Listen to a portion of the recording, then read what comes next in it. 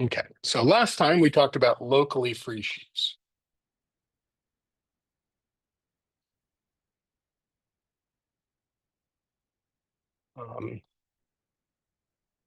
And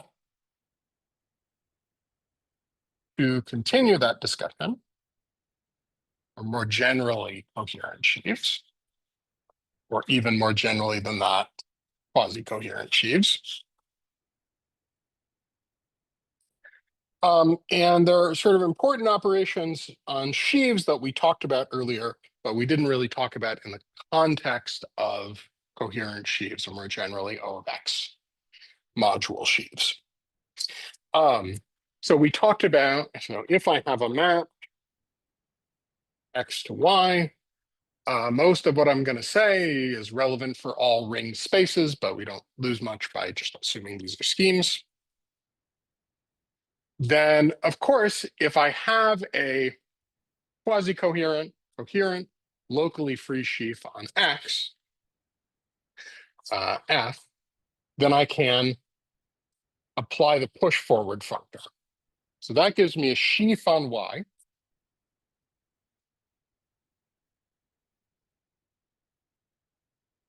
And a natural question is this naturally an O of Y sheaf?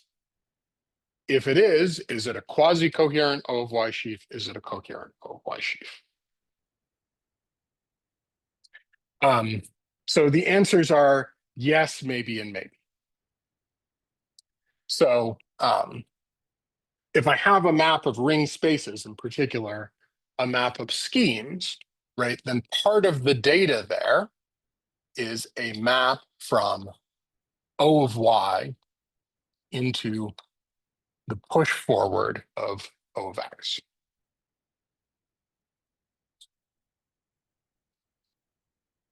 So the push forward of O of X, that's a sheaf of rings. And that sheaf of rings naturally acts on the push forward of any O of X sheaf. Right? If you just sort of go through what's the definition of everything, this will be manifest, right? If I take this guy on some open set, that by definition is the same as F on pi inverse of that open set. Similarly here.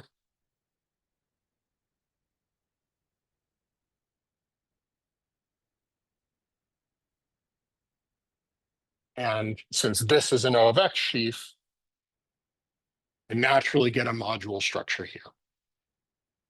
And it's obviously going to be compatible with all the restriction maps, because all the restriction maps come from restriction maps on X. All right, and then I can use this map. This is a map from O of Y of U into here. Can use that to turn this into an O of Y of U module. So this turns the push forward of F into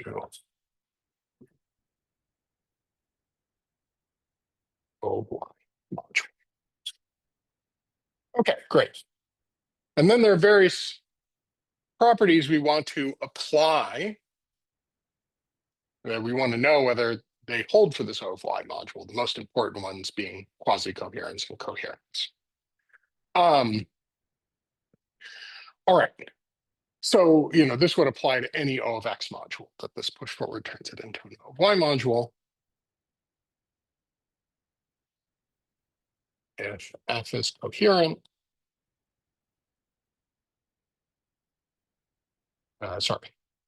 quasi-coherent is this push forward quasi-coherent. And the answer is often, but not always.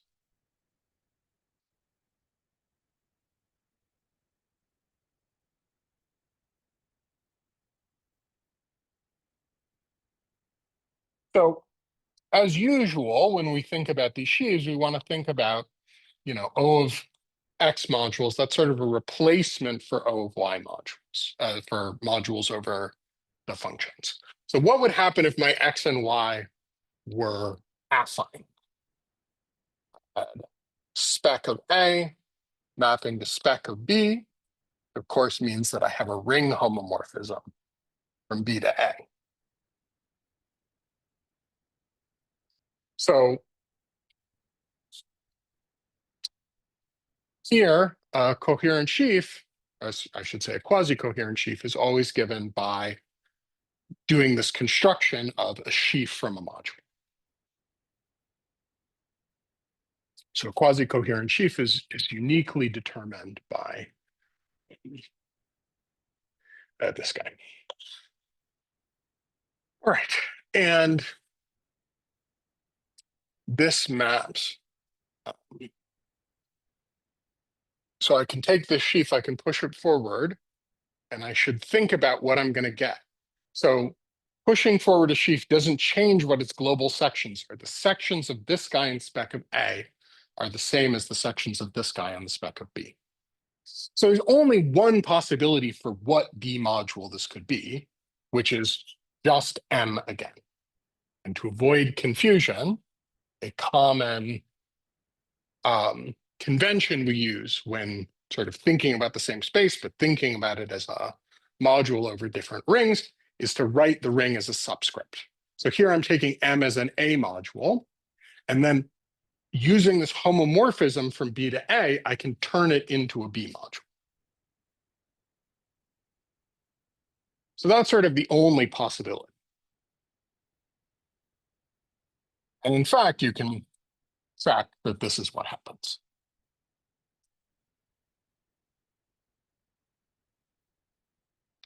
So this is okay. If I have a map between affine schemes, then the push forward is quasi-coherent. So this tells me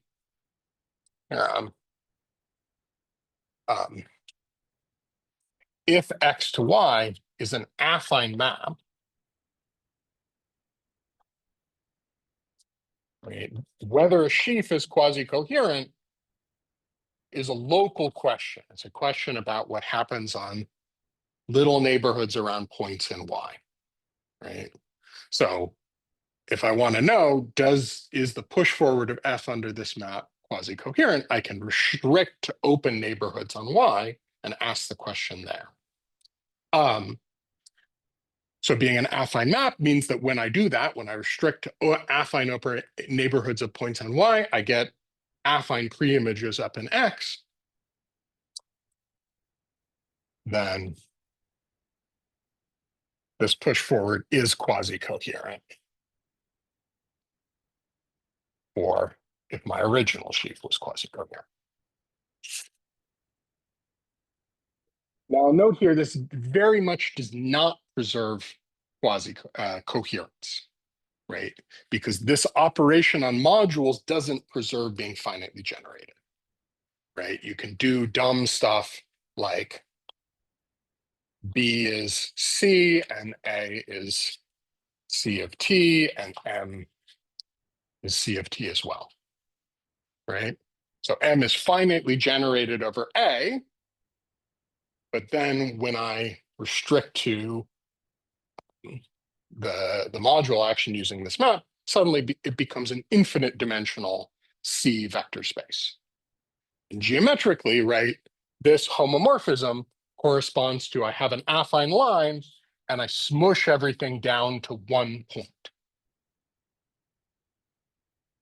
So this sort of quasi-coherence, it has to do with the fibers being large, and in particular, there being infinitely many, an infinite dimensional space of sections on each of the fibers. Yeah.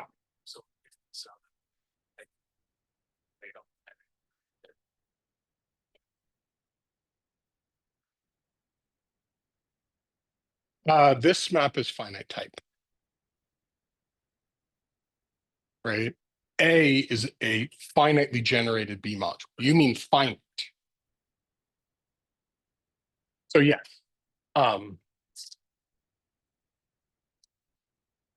Right. So in general, even very nice maps might not preserve coherence, but if x to y is finite.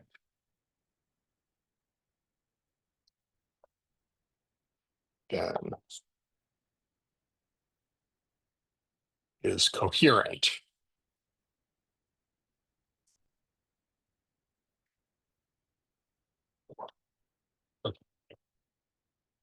And this is actually a special case of a much more important but harder to prove result. We're definitely not going to prove right now.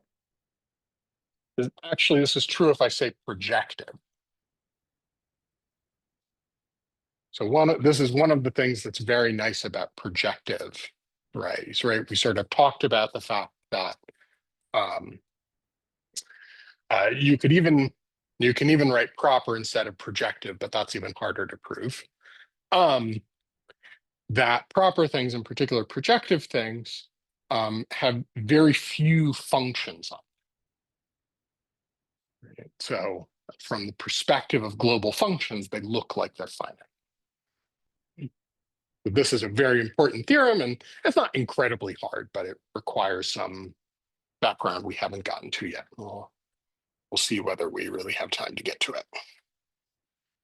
All right. Any questions?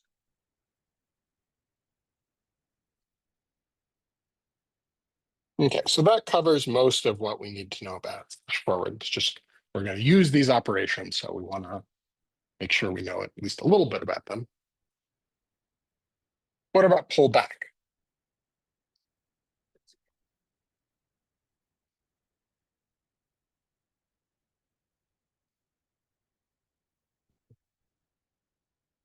So we talked about at least a little bit about the notion of pullback for general sheaves. And because in a moment we're going to see that there's a different operation of pullback for coherent sheaves, people often use the term inverse image to denote the sort of abstract sheaf property, which is if I'm taking the inverse image of a sheaf. So now, maybe I'll actually use a different letter G. So here G is a sheaf on Y, right? And I want to evaluate this inverse image on an open subset of Y. So that means, let me first sort of write some symbols here. It's a co-limit over all the V containing the image of U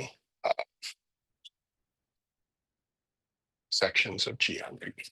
So we have this annoying thing that the image of an open set might not be open. So I would really like to say, well, just take the image of U.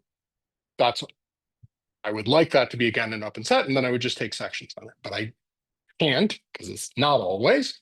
And so I have to do this slightly funnier thing of, I look at this image, it's not open, but I look at all the open sets containing it, and I look at sections on smaller and smaller open sets around it. That's what this co-limit means. So it's like taking a stalk, but at a bigger set, right? The stalk is I take all the open sets containing my point, and I take a co-limit over smaller and smaller neighborhoods. Now I do this with all the open sets containing my image. Yeah. Yeah, I mean, it's, right,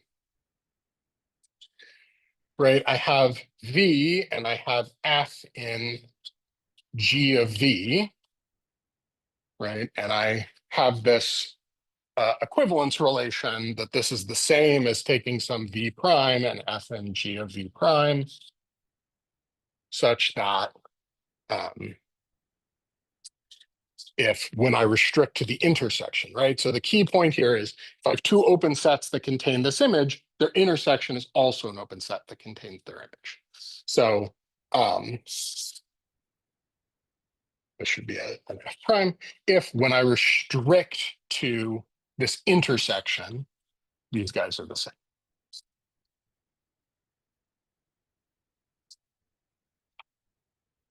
So it's like the stalk, but I'm looking at a bigger set than just one point. So yeah, in particular, this tells us if we look at this inverse image and take its stalk at a point, that's actually the same as the stalk of G at pi of x. So somehow the way to think about pullback is that I do this operation on stalks, and then I think about how that changes sections. So if we're going to think about vector bundles, for example, right, when I have a vector bundle over a base, and I have some other base mapping to this guy, and this can be as bad as you like, then taking fiber product, and now I'm taking fiber product in the category of topological spaces.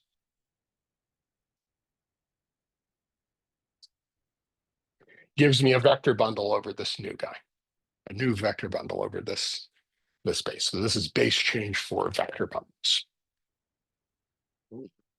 And you should think about pullback of sieves as kind of having a similar kind of behavior. Okay, but we sort of immediately see the problem here,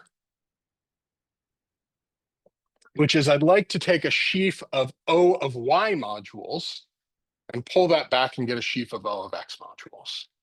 And that's obviously not happening here.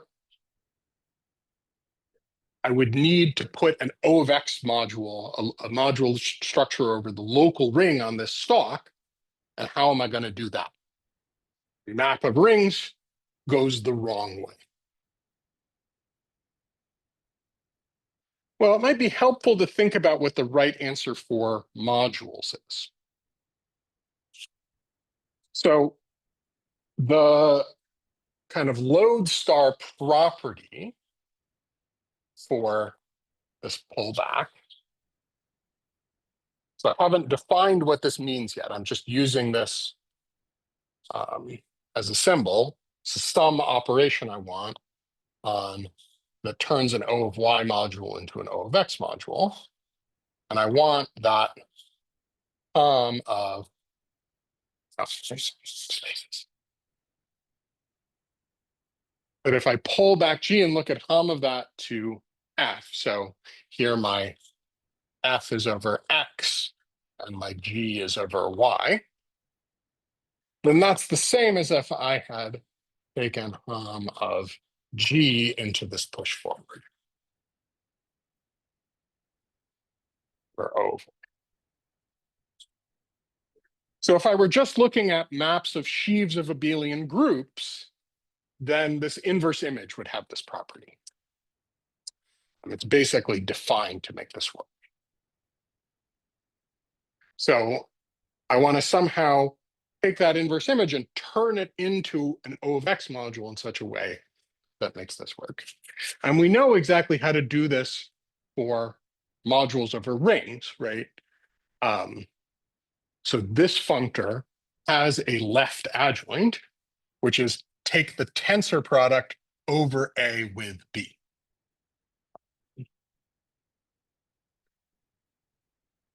So if I have given, so my M, I just want to get my things right, M and A module, N a B module, then taking the one thing I can do is hum over B from N to this restriction of the action on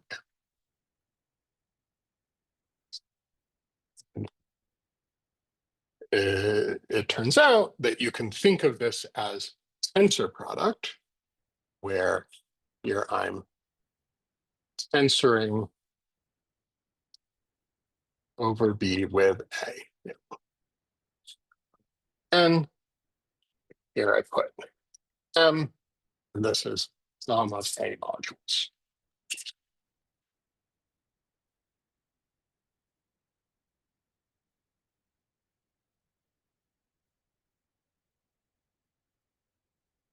All right, this property actually defines tensor product.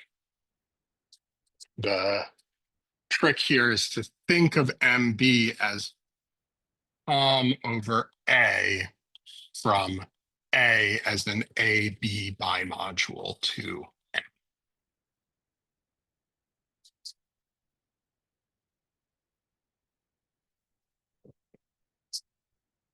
Okay, so here I can think of as a bilinear map from N times A. It's a bilinear map of B modules.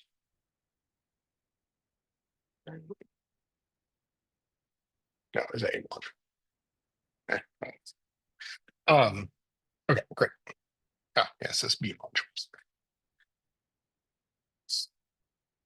Great. So this tells us that the operation we want to do should somehow be founded on tensor product. It should be some generalization of tensor product. And in particular, it tells us what should happen with these stalks when I do this pullback to G, and I take its stalk at X. Well, there should be a stalk of phi of X involved, but I have to turn it into an O of X E module. And how do I do that? I tensor over O of Y of, oops, I'm mixing my X's and my P's. Y phi of X. Right? I told you that sort of one of the fundamental problems was that this guy wasn't a module over the local ring of X. And I just say, oh, well, I'm going to fix that. And I know how to fix that. I fix it by doing tensor product.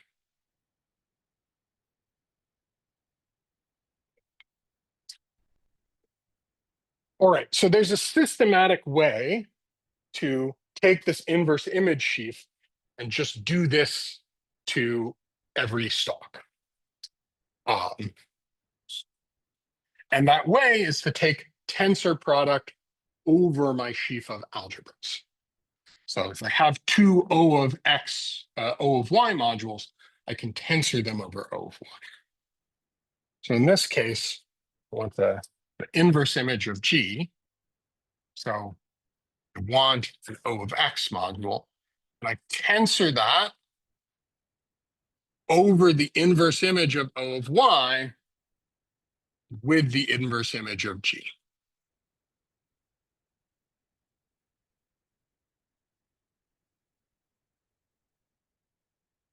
Yeah.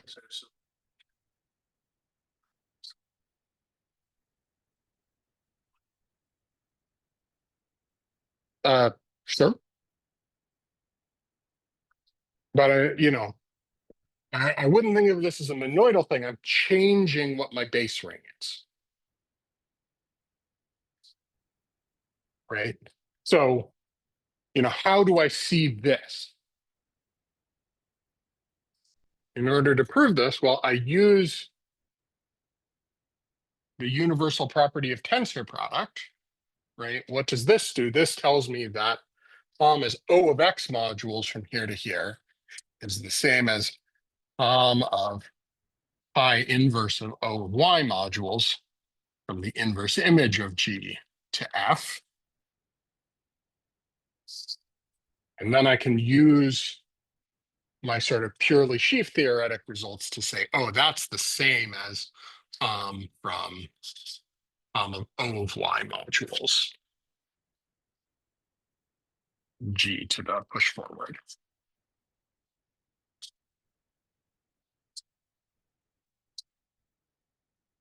So you can think of this as a sort of a two-step process. I have to account for the fact that I'm changing the spaces, and that's what the inverse image does. And then I also have to account for the fact that I'm changing what my base ring is.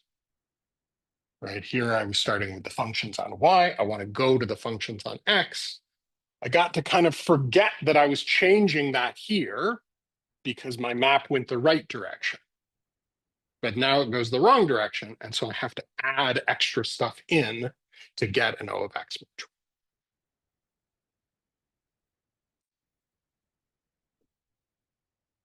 All right, are there any questions?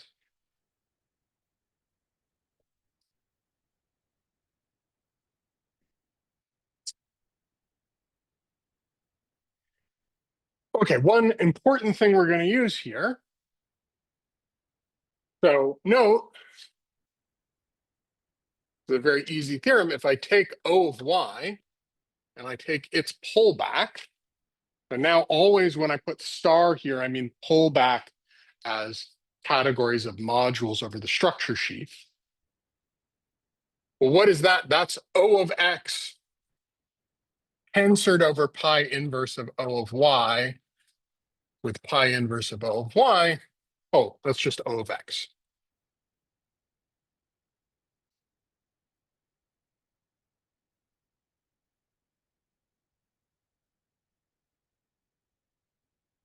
So an important corollary here is that if G is locally free, then restricting to an open cover of Y, I can trivialize it. Every one of those trivial modules, just direct sums of copy of O of Y, pull back to direct sums of copies of O of X. So if G is locally free, so is its inverse image under any map. So you should think of this as being very closely related to the theorem that if a module N is free, or more generally projective, then when I do this extension of scalars, the result will be free or more generally projective.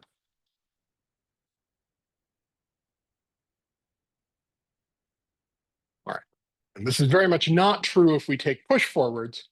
We can do push forwards, like the kind of push forward to think about is I have a point that's mapping in as the origin.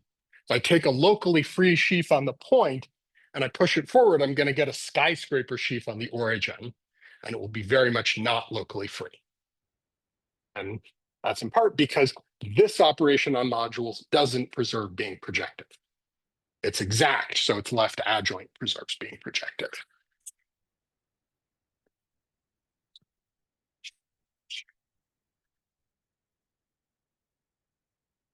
Injective sheaves.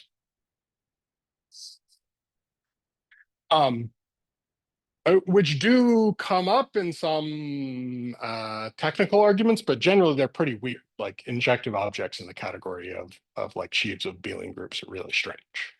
They're not things you would sort of encounter in regular life. I mean, there's this weird, we talked about this in 446. There's this really weird asymmetry between projective modules and injective modules, which is there's like this ready example of projective modules that comes up all the freaking time. And there's no good general construction of injective modules. Like sometimes they play an important role, but somehow they have very different flavors for different rings. It's a very different kettle of fish. Oh, and I wanted to mention one other consequence of this, which is very useful to think about. So if I look at the map pi from X to a point, then looking at the push forward of X,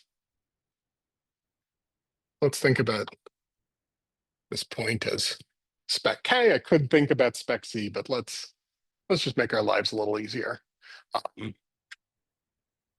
I can think about this push forward of a sheaf F. This is just literally the sections on X of F. I mean, we're generally actually, let me put spec Z here. Let me not, right? There's nothing special about being over a field. In that case, I would get the sheaf on spec Z that comes from this abelian group. So it's somehow a little bit nicer to be over a field and think about one point, but it doesn't really change the argument. And so from O of spec Z to this push forward is literally just this space of sections as an abelian group.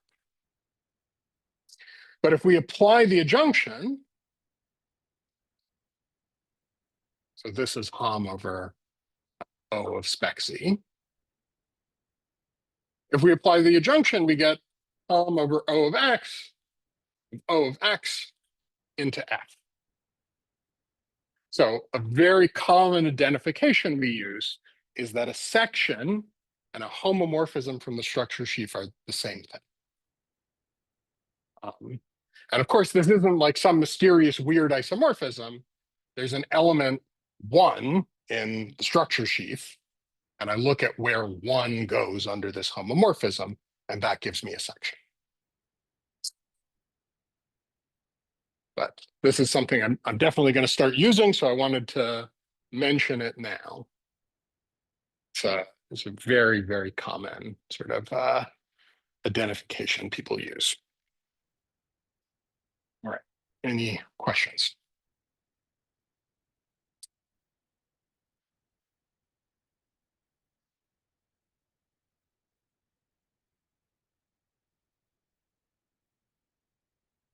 Well, it's saying that sections is a representable functor. Right? So this is why sections are left exact.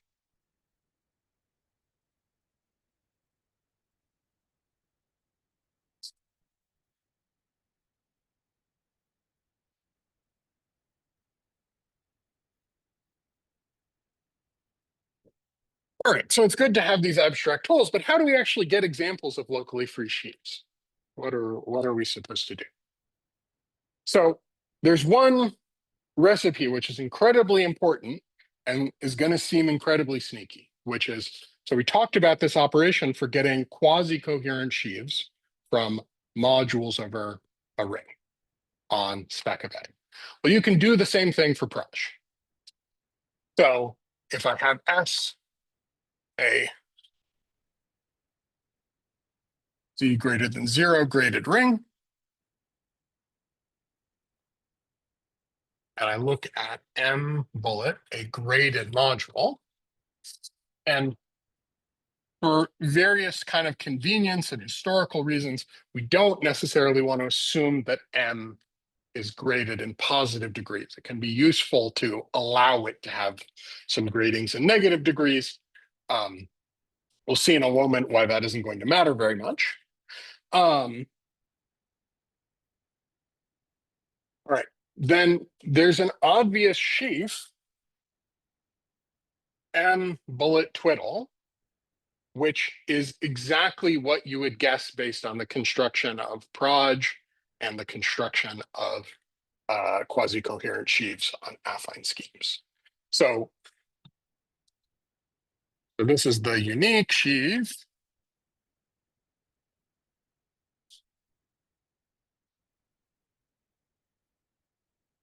Such that if I take this guy and restrict it to D plus of F, well, what would I expect to get? D plus of F, that's spec of the degree 0 part of the localization of S. So how do I get a module over that? Oh, I localize M and I take the degree 0 part.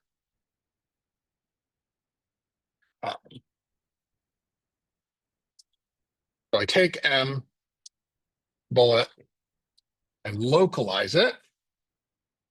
I take the degree 0 part. That's a module over gamma D plus of F, the structure sheaf.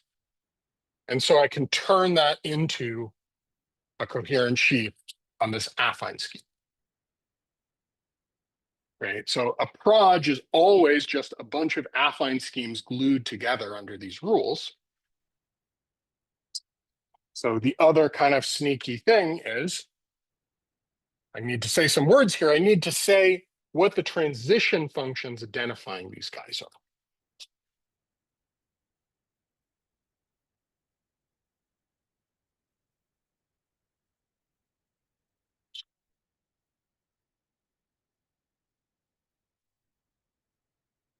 Such that when I look at d plus of fg sitting inside d plus of f, I get the obvious pullback.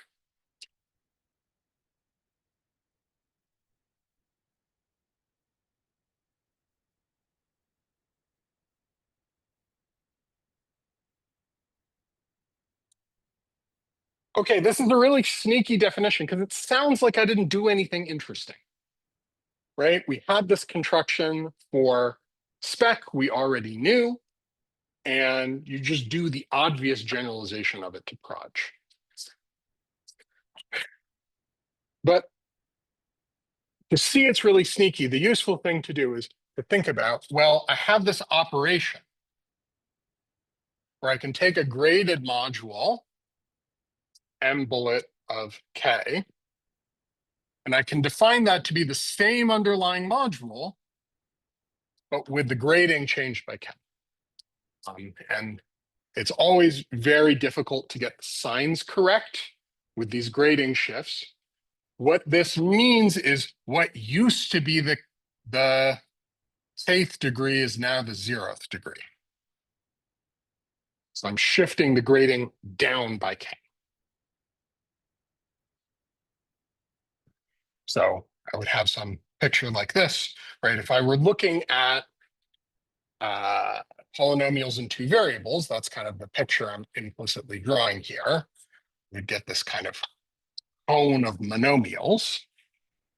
And the reason I drew it this way is so that degree would be my height. And well, in my old grading, this was degree 0. But what used to be my degree k is now my degree 0.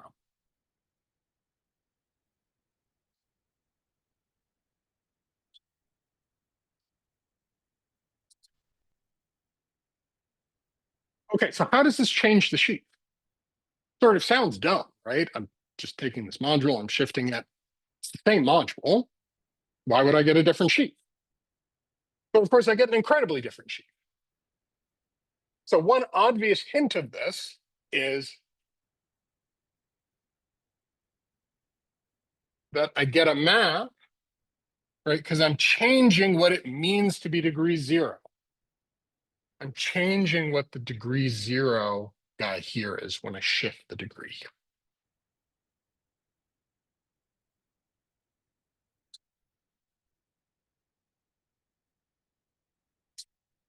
So note, there exists a map from M0 into the sections on proj of S and put. So if I change what my degree 0 elements of the module are, I can completely change what the sections are. No, this doesn't have to be injective or surjective.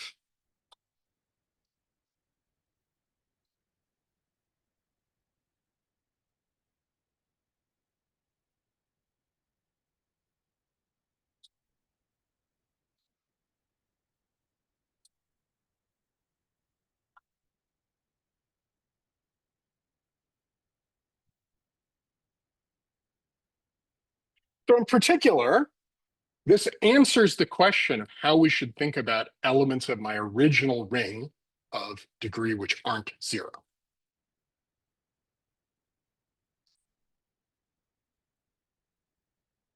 In particular, we let O of k denote this sheafification applied to S itself with degree shifted by k.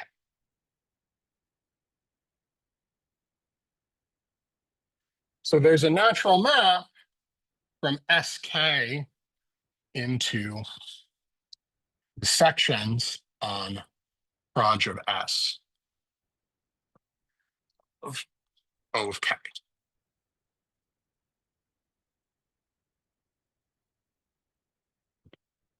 And, oh, sorry, yeah? This is the definition, right? So this is, I take the algebra itself, I shift its degree, I apply this construction, and I get a new sheaf on my proj, right? So somehow this construction sounded dumb. It sounded like I wasn't getting anything new.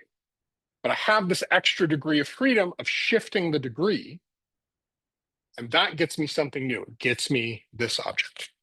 All right. So similarly here, this map doesn't have to be injective or surjective, but if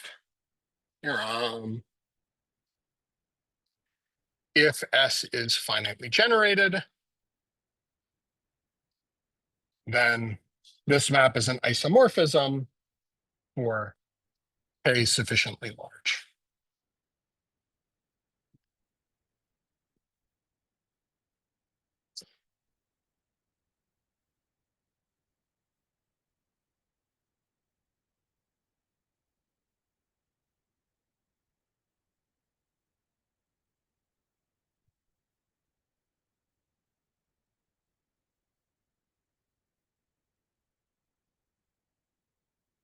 So let's think about what this object looks like for some particular examples. So let me say a general thing first.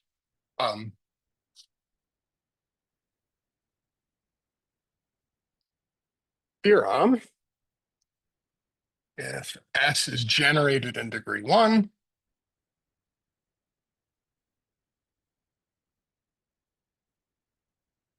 then O of K is a line bubble, a locally free sheaf of rank 1. And this generated in degree 1 thing is not such a big deal, right? Remember, I can do dumb stuff like throw out all elements of S that have odd degree. That won't change the proj. But it will obviously change if I do that, and then I look at a shift by an odd degree, I'll find that actually this module is always 0. So if I'm not generated in degree 1, I could just do this dumb stuff. But as discussed in Vakil, you can always take any graded ring and turn it into a graded ring generated in degree 1 with the same proj by taking some sufficiently high degree and only looking at generators there and relations between. Okay, cool. So there's just some funniness in this process about projs not being unique.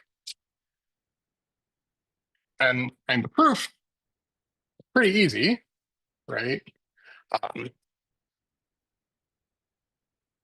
On D plus of F, right? I need to show that, well, it would be nice if on D plus of F, this was already a trivial module. In theory, there might be some other open cover that trivializes this guy. But in fact, I only need to go this far. Right, and this is exactly where I use that I'm generated in degree 1. If F has some degree other than 0, then I might be in more trouble. But if F has degree 1,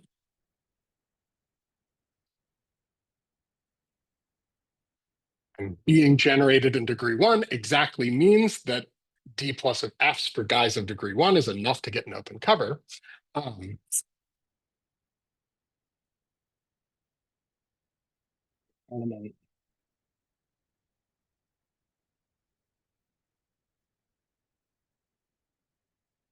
F to the K can be thought of as a section on D plus of F of O of K. Right, so exactly the way this grading shift is set up, right, is on Proj, I can think of things of that degree as sections. So I mean, in fact, I can think of this guy as a section on the whole Proj if k is positive, but I'm not assuming that k is positive. So this might be a rational function, but on this open set, this is well defined. I could take positive powers of f, I can take negative powers of f, they're all okay. They give me a section of this guy, and of course they generate.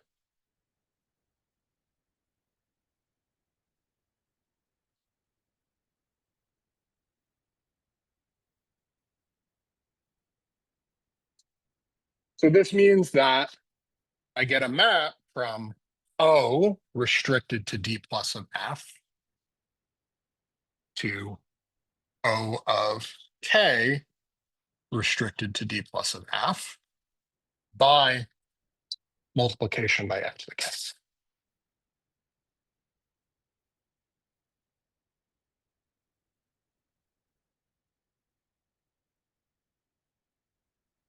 All right, so that shows it's locally free.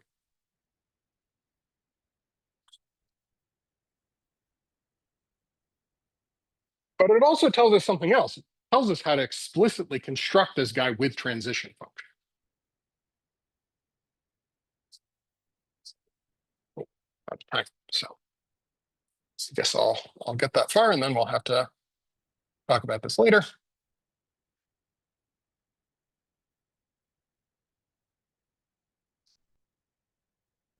So exactly what this is telling you, right, is if I look at df, d plus of f intersect d plus of g, right,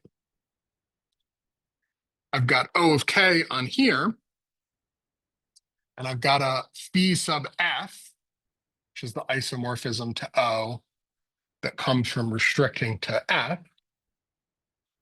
And I also have a phi sub g, which is the isomorphism that comes from restricting to d of g. This is a sheaf sitting over this guy. This is a sheaf sitting over this guy. And we define this transition function, which is the induced isomorphism from the structure sheaf to the structure sheaf, induced by these two maps, right? And as we discussed here, so I'm taking maps the other way. So if I mapped the other way, I would be multiplying by f to the minus k. So when I map from here to here, I multiply by f to the k. And then when I map from here to here, I multiply by g to the minus k. So I can define my transition function going from f to g is multiplication by f divided by g to the k.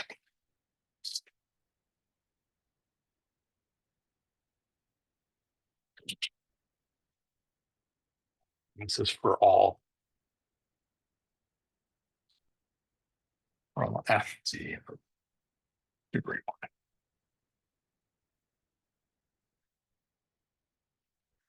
All right, well, I guess we'll talk about this more next time because I'm out of time.